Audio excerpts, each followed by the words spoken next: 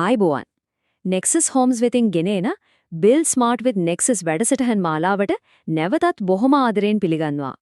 Tamanගෙම කියලා ගෙයක් ඒකත් ඉක්මනට සුපිරි ෆිනිෂිං එකකින් හදාගන්න ක්‍රමයක් ගැනද හොය ඉන්නේ. ඇත්තටම හැමෝගෙම හීනයක් නේ ඒක.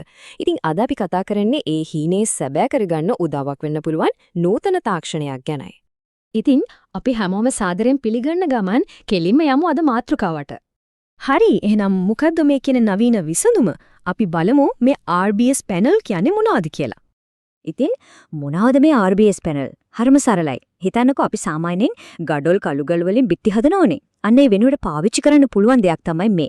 මේවා ෆැක්ටරි එක බොහොම පාලනය කරපු පරිසරයක හදලා ඊට පස්සේ ගේ හදන තැනට, ඒ කියන්නේ සයිට් එකට ගෙනත් එකලස් කරනවා. මේවා අතිශයින්ම ශක්තිමත්. ඒ වගේම ගොඩක් කල් පවතිනවා. හොඳයි. දැන් අපි කතා කරමු වැදගත්ම දේ ගැන. මොනවද මේකේ තියෙන වාසි? කොහොමද මේවා පාවිච්චි කරලා ඉක්මනට වඩාත් හොඳට ගයක් හදන්න පුළුවන් වෙන්නේ? මෙන්න බලන්න වාසි ටික. ප්‍රධාන වශයෙන්ම වැඩේ හරිම වේගවත්.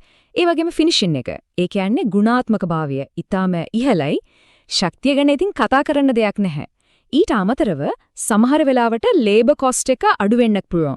සයිට් එකේ කුණු එකතු වෙන එක අඩු නිසා පරිසරයටත් හිත කරයි. මේක තමයි ලුකුම වාසියක්. කාලයේ ඉතිරිවීම.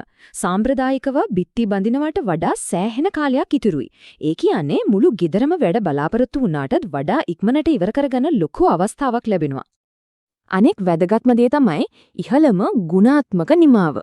දැන් හිතන්න මේ පැනල් හැම එකක්ම හදන්නේ මැෂින් වලින් වගේ කන්ට්‍රෝල් කරපු ෆැක්ටරි එකකිනේ. ඉතින් එක පැනල් එකක්වත් එහෙ මෙහෙ වෙන්නේ නැහැ. හැම එකක්ම එකම ප්‍රමිතියට එකම සුපිරි ෆිනිෂිං එකකින් එළිය දෙන්නේ. ශක්තිය ගැන කතා කළොත් මේවා කොන්ක්‍රීට් වලින්මනේ හදන්නේ. ඒ නිසා ශක්තියයි කල්ප වෑයමයි ගැන දෙපාරක් හිතන්න ඕනේනේ. ඒක සහතිකයි. හරි, අපි දැන් වාසි ගැන ගොඩාක් දේවල් කතා කළා. හැබැයි ඕනෑම දෙයක වාසි වගේම අපි ටිකක් සැලකිලිමත් වෙන්න ඕන කාරණුත් තියෙනවා. බුද්ධිමත් තීරණයක් ගන්න නම් අපි ඒ පැත්තත් අනිවාර්යයෙන්ම බලන්න ඕන. ඉතින් මේකේ තියෙන්නේ හොඳ විතරමද? නෑ. අපි සලකා බලන්න ඕන කරුණු ටිකකුත් තියෙනවා. අපි බලමු ඒ මොනවද කියලා. පළවෙනි දේ සමහර වෙලාවට මුලින් යන වියදම ටිකක් වැඩි.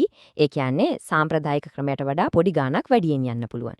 දෙවනිව මේවා ෆැක්ටරියේ හදලා ගේන නිසා සයිට් එකේ සවි කළාට පස්සේ ලොකු වෙනස්කම් ප්ලෑන් එකේ කරන්න අමාරුයි.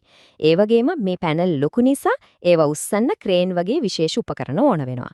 අන්තිම සහ වැදගත්ම දේ තමයි පැනල් දෙකක් අතර තියෙන සංදිය, ඒ කියන්නේ ජොයින්ට් එක හරියටම වතුර නොයන්න විදිහට සීල් කරන එක අත්‍යවශ්‍යයි. හොඳයි.